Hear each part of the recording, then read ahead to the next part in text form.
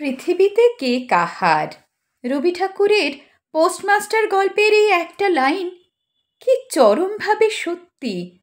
এত যে ভালোবাসা, এত কাছে আসা, এত স্বপ্ন দেখা, খুব কাছে এসেও অনেকের হয় না, হারিয়ে যায়।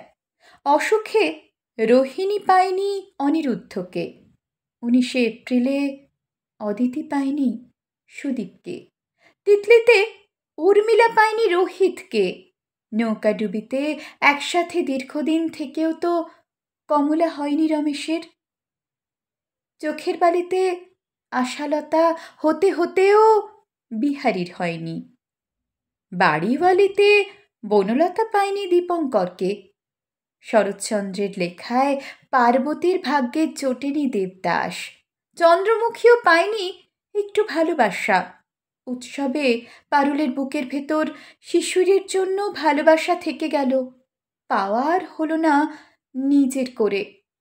আবহমানে বহু বছর একসাথে সংসার করার পরেও দীপ্তি হারিয়ে ফেলেছিল অনিকেতকে।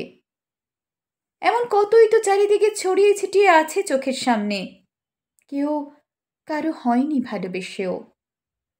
কে কার হবে তাও তো অজানা, ভাগ্য আর রাহুর দোষে বুকের ভেতর জমা হয় আফসোস, আর সেই আফসোস থেকেই হয়তো শুরু হয় গল্পগুলো। নিজের কাছে প্রশ্ন তৈরি হয়, এভাবে নিজেকে খরচ করলাম কেন?